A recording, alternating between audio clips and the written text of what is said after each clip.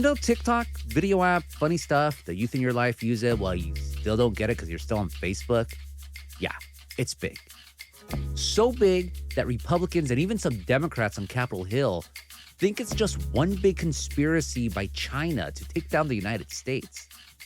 The White House is giving all federal agencies 30 days to wipe TikTok off all government devices. The Chinese-owned social media app is coming under increasing scrutiny in Washington over security concerns. There's even some bills threatening to ban TikTok in the U.S. altogether. But the social media app has become part of how people keep their businesses alive and how some people make a living, period.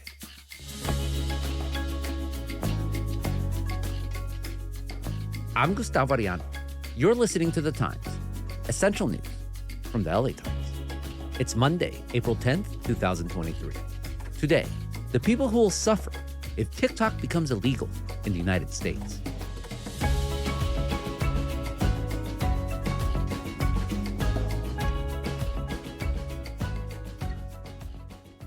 Here to talk about all this is my LA Times colleague, Brian Contreras. He's a tech reporter who covers the influencer economy. Brian, welcome to The Times. Hey, glad to be back. Thanks for having me. So I'm old enough to roll my eyes at the very premise of this episode, that TikTok is somehow different from any social media app ever that has come before it, or that it's this revolutionary innovation unlike anything ever seen since, papyrus. So go for it. Convince me. What sets TikTok apart that makes it so revolutionary and innovative? Well, I'll leave the convincing you to TikTok's PR team, but I think the real innovation we're talking about here is sort of this idea of a AI curated feed of content. The main innovation that TikTok brought to the table was what's called the For You page, which is sort of this main centralized feed of algorithmically curated content. So what that means is in social media platforms of days past, your Facebooks, your Twitters, what you were doing there is choosing whose content you wanted to see. You friend someone on Facebook, you follow them on Twitter. TikTok is choosing it for you based on your behavior on the app and, figuring out what you like and what you're going to continue to engage with going forward. So, it's sort of a black box how that algorithm works. We know a little about it, some of that from leaks, but it's really hard to say what makes it so good. But certainly in my experience, and I think in the experience of most people who have used sort of the different types of apps within this space, TikTok is just far and away the best one at knowing who you are and knowing what you want. There's also some, aesthetic differences. It sort of has this vertical scroll of videos that's sort of like falling down this hole of content going deeper and deeper. But the real innovation here, I think, is this algorithmic curation that you're starting to see copied by other platforms. Spotify even recently rolled out a new homepage that sort of looks like TikTok. So I think this is something a lot of companies are catching on to and implementing on their own platforms because it did so well for TikTok. So what has TikTok's success looked like? Yeah, it's one of the biggest apps in the country, depending on what metrics you're looking at. It is continuing to churn out stars, some of the biggest names in social media recently. You think about Charli D'Amelio or sort of that space of like the very classic TikTokers, people living in a house in Beverly Hills, making videos with their other teenage friends. Like it has dominated the culture over the last few years. And like I said, everyone's copying it now. You have Instagram and YouTube and Snapchat launching basically clones of TikTok because they are so desperate to get in on this gold rush. And, you mentioned Snapchat. There was Instagram, Facebook, and all of YouTube for that matter. They all offered ways to monetize what you would post online. What makes the TikTok way of making money different? Sure. One thing is that because there's less of that mechanism for following people and it's more algorithmically driven, what this means for creators is that you can get discovered sort of out of nowhere if you are able to ride the wave of that algorithm. So, on your very first video, in theory, even if you have 0 followers, if you are able to make a video that capitalizes on what the algorithm wants, or at least what it thinks users want to see,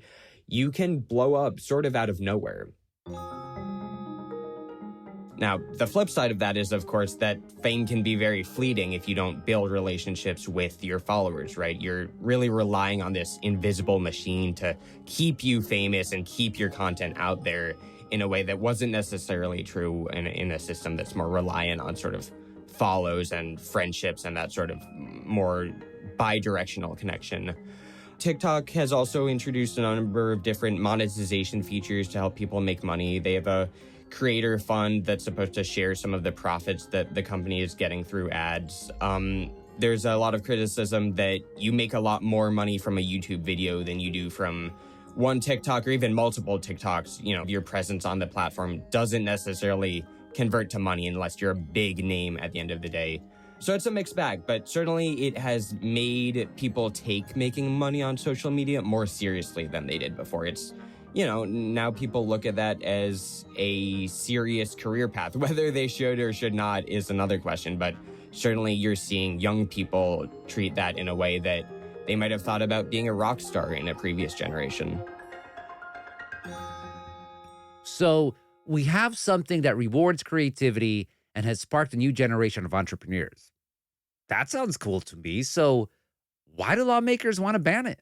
So this is one of the rare issues we've sort of seen both parties push for. People will remember under President Trump, there was this big campaign to ban TikTok, and that ultimately got blocked by the courts. And now we're seeing it come back under President Biden. The main concern here is national security. TikTok's parent company is ByteDance, a Chinese firm that U.S. politicians are concerned has too close ties with the Chinese government.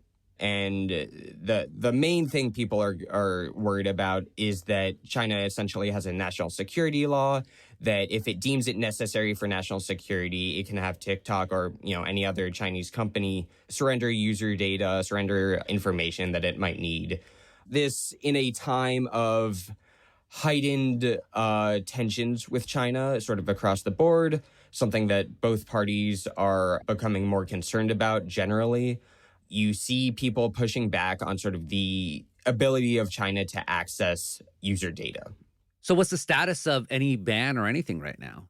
So right now where we stand is that CFIUS, or the Committee on Foreign Investment in the United States, is this federal agency, and it's essentially given ByteDance, which is TikTok's parent company, an ultimatum, which is either you can sell TikTok to a U.S. company or we're going to kick you out of America entirely. And the Chinese government has said, well, we're definitely not going to sell it. So it's sort of this stalemate right now. We're waiting to see what happens. Is the U.S. going to kick the app out of the country? A few weeks ago, the CEO of TikTok testified before Congress, and he certainly held his ground talking about the ways in which American user data is safe from the Chinese government, safe from surveillance. I have seen no evidence that the Chinese government has access to that data. They have never asked us. We have not provided. Well, you know what? I find that actually preposterous. I have looked in. I have seen no evidence of this happening.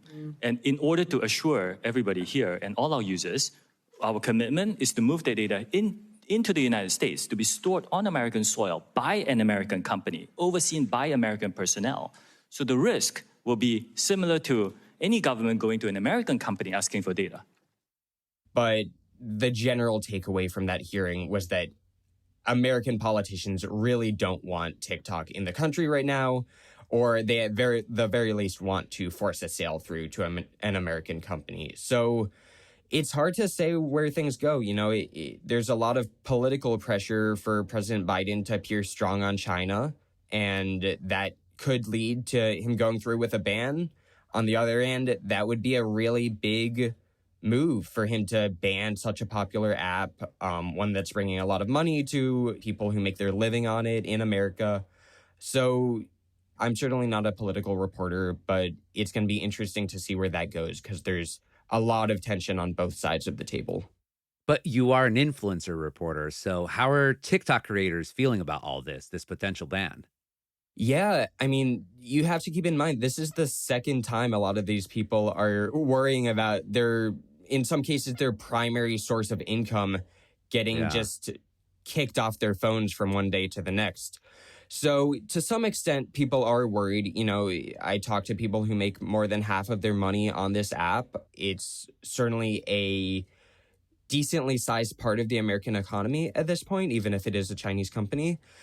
On the other hand, my sense among the influencers I talked to is last time a president was saying they were going to ban TikTok, that being Trump, he tried to do it and then the courts blocked it and nothing happened for a few years. And certainly people were, in my conversations with them, saying, all right, I've seen this playbook before. I'm not going to get all worried about it when I don't actually think something's going to happen. So they're sort of in this limbo where there are high stakes for them, but people are a little skeptical that Biden is going to be any more successful at pushing this through than Trump was. Who did you talk to about the impact of TikTok on their career? So another TikToker I spoke with was Jackie Butler, who's a singer. She has 4 million followers on the platform. And she said she's sort of over it. I mean, she's sort of skeptical that this is really going to happen. At the same time, if it does happen, it would be a big impact on her. This is a substantial part of how she gets her music out to the public. So Jackie joined the app back in 2017 when it was an app called Musical.ly. I was in a rock band for 8 years. And when that disbanded, I ended up moving out to LA to be a solo artist. And I jumped on Musical.ly because, people were doing it. And I thought this might be a cool way to promote my music or something. So that was back in 2017. So. And Musical.ly essentially would become TikTok later on through this acquisition. It would get bought by ByteDance and then sort of merge into TikTok. But she's been on the app a long time. And in that time, she's come to make about 40% of her income on TikTok. I'm at about 4 million followers now. So it's my biggest platform. What would a creator like Jackie then stand to lose with a TikTok ban? There's multiple levels to this. On one hand, you have the financial level. Like I said, she makes about 40% of her income on TikTok. On the other hand, people, especially people like Jackie, who are trying to pursue a creative pursuit, in her case, singing, lose access to their fans. They lose access to people they've developed friendships with, whether that's, their fans or other creative people, other influencers.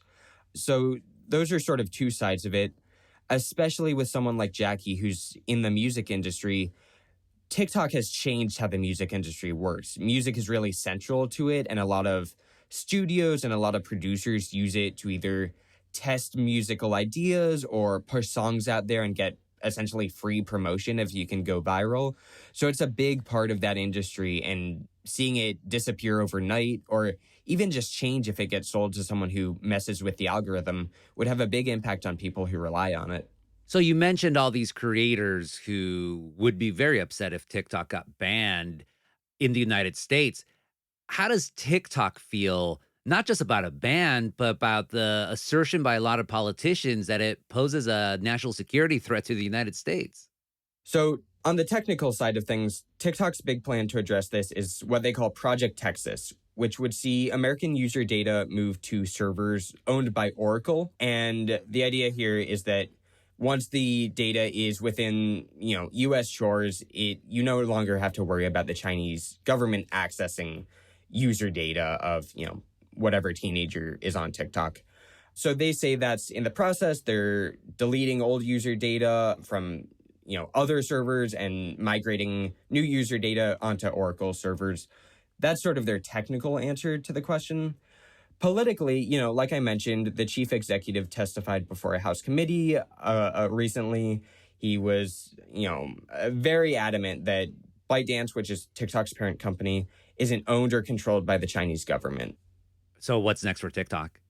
It really depends on where the U.S. government goes with this. Like I said earlier, the Chinese government has said they're not down for a sale to a U.S. company, which sort of, between that and the ultimatum that CFIUS gave to ByteDance, you sort of are only left with this one outcome, which is, does the U.S. government want to ban TikTok wholesale from America?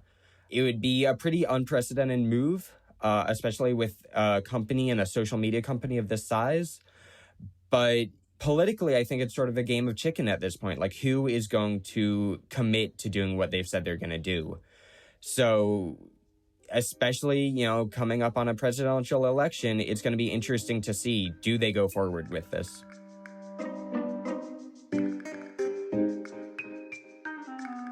Coming up after the break, how a ban on TikTok could affect the small business owners who have come to rely on the app to keep their doors open.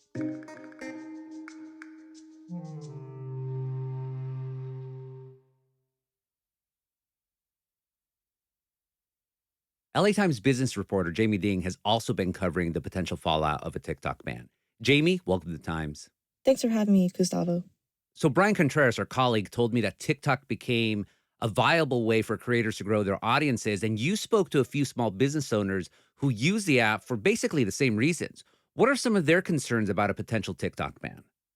So, a lot of small businesses use TikTok to start growing their customer base. I talked to Elise Burns from North Carolina. She runs a stationery and home goods design company for her original artwork. So, Elise started her business in college, but it really started taking off in law school when she joined TikTok and she started posting about her business. She basically talked about her journey, how she started her small business, the troubles that she went through, how she had to order all these supplies and really get product off the shelves. And people really bought into that. In less than 2 months, I'm moving my small business into a new office space. And before then, we have literally thousands of pounds of inventory that we need to get through to make that move even possible. So to help with that, I'm bringing back the best deal that we do, which are mystery grab bags. And so it became a part of her business strategy so much that she started making a lot of money. In 2019, I had $20,000 in revenue. In 2020, I had $360,000 in revenue. In 2021, I had $1.2 million in revenue. And in 2022, I had $1.8 million in revenue. Wow, that's a lot of money that she made. So what kind of business was she able to build off of TikTok? So she was making a lot of revenue through TikTok, but she knew that she couldn't depend on one thing. She wanted to diversify her revenue a bit, and so she actually moved into wholesale. She started working with arts and crafts stores, home goods stores where her designs were being put on products. And she also actually recently opened a brick and mortar store, and she has employed 6 full-time employees. And, this is a full business. One huge thing that she was able to do is pay off her student loans, which, of course, is a concern of millions of Americans. She was also able to pay for all of law school, and she could put down a down payment for a home. And obviously, she's not the only small business owner whose sales were impacted in a great way by TikTok. Why has TikTok been so impactful for these businesses in a way that other styles of marketing or social media haven't? So a lot of forms of traditional advertising is quite expensive, and people just can't afford to pay that much at the beginning. They don't really have money. They don't have any sort of advertising budget. TikTok is an easy way for someone to really hit the ground running and get their name out there and really get an audience for their business. If you're a bigger business, you can afford to market across a bunch of different channels and change your strategy. And you've got some money to do that. I spoke with Kellis Landrum. He's an LA-based social media marketing expert, and he told me that this ban would really hurt small businesses in their reach. If you're a small business, or especially a small proprietor who's been very successful on TikTok, probably a lot of that has to do with your expertise or just how well you fit a market niche. And as a smaller business, it's harder for you to market across a bunch of different channels. And right now, as far as small business goes, TikTok offers the broadest organic reach of any of the channels right now. So it helps a lot of small businesses in that respect. And if you take away that option, some of those small businesses might not have any other viable alternative. So a small business would stand to lose an easy way to grow themselves. What else did they say? So the thing about TikTok and its algorithm is that you can really utilize it to talk about your product and its development through, short form storytelling, and you're able to find a niche audience that really resonates with you. I spoke with one business owner, Lauren Wyman. She founded her business, Dark Mother Clothing, after feeling really stifled at her finance corporate job. And she wanted to make a brand to allow for more self-expression for people like her who dress in sort of a more alternative goth style. She started off using Facebook ads for marketing, but it was quite expensive. It was not reaching the people that she wanted to reach, and it really wasn't growing like she wanted it to. But after posting just a few videos on TikTok, she went from a couple thousand to more than 200,000 in sales in, about a year or two. And when we talked about the potential of TikTok getting banned, she told me she's really anxious about what's going to happen. And she spoke about this idea of finally being able to pursue her passion and really her American dream. Yeah, Lauren told you that she finds it ironic being able to achieve the American dream through a Chinese app. Why do you think she said that? So I think people for a long time have been unhappy about the system that they're facing in the United States. It's not really working for parts of the population. I mean, TikTok, on the other hand, a lot of minority-owned business owners have spoken up about how it's been able to help them take matters into their own hands, pursue entrepreneurship in a way that, the existing system hasn't allowed them to. People are able to now quit their 9-to-5s. They can work from home, they can take care of their families. And especially amongst millennials and the younger generation, there's a sense that, TikTok is a platform where they can really speak up, find people like them, and pursue similar interests. After the break, what backups exist for TikTok in case it gets banned, and what creators think about them.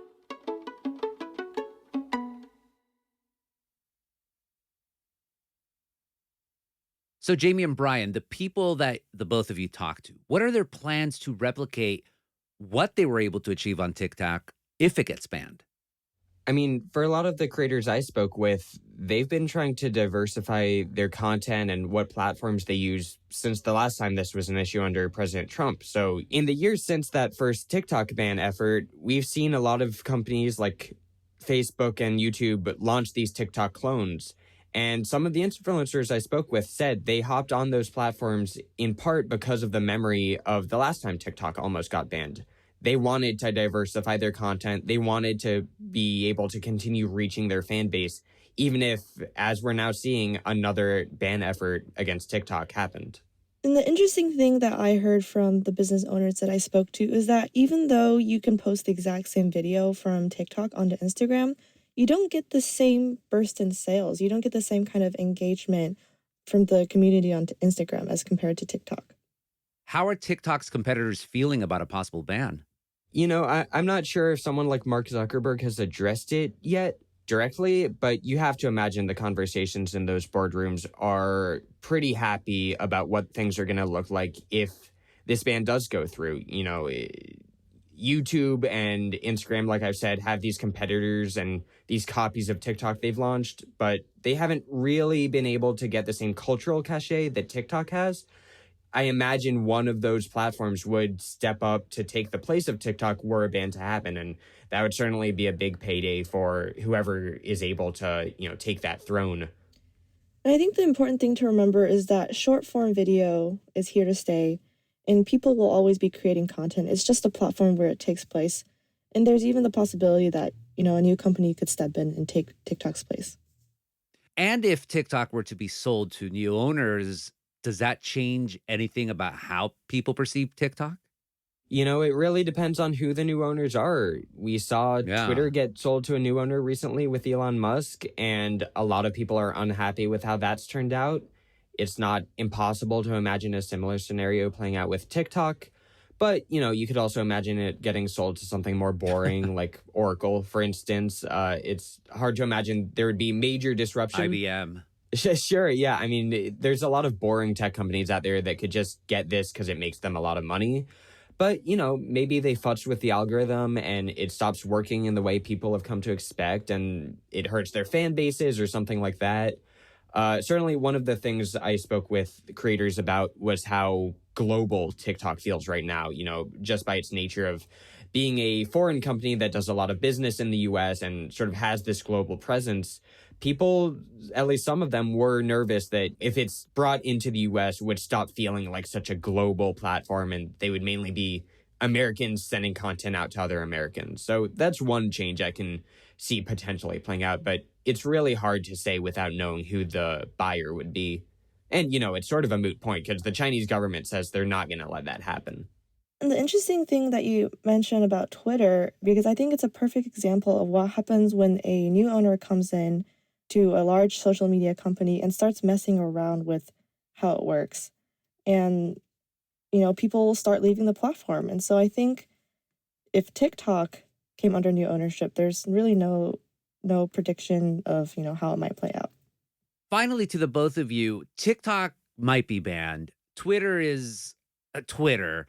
Whatever hype Facebook was trying to drum up for the metaverse is gone, basically. So are we about to enter a new era of social media?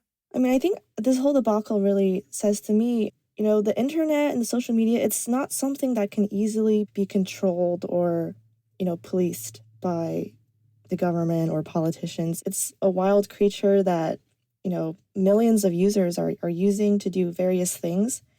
And a lot of those people have come to really love TikTok. And no matter what happens to it, I think the social media ecosystem will never be the same.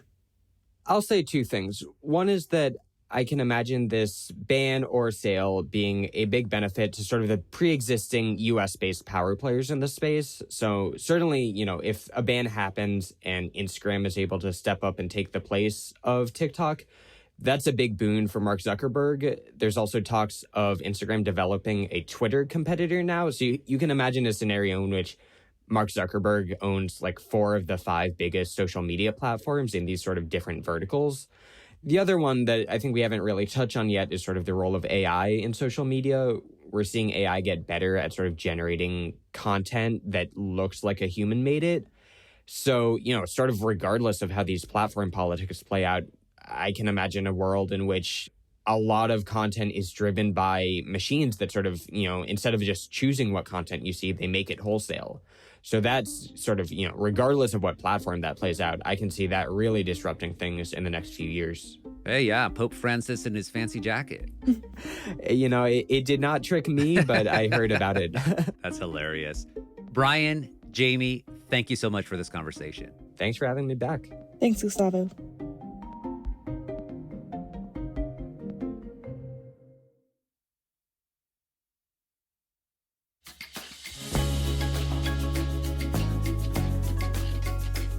And that's it for this episode of The Times.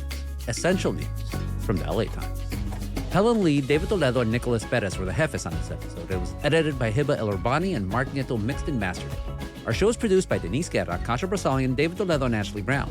Our editorial assistants are Roberto Reyes and Nicholas Perez. Our fellow is Helen Lee. Our engineers are Mario Diaz, Mark Nieto, and Mike Heffler. Our executive producers are Jasmine Aguilera, Shani Hilton, and Hiba El-Urbani. And our theme music is by Andrew Ipe. I'm Gustavo Arellano. We'll be back Wednesday with all the news in the smog. Gracias.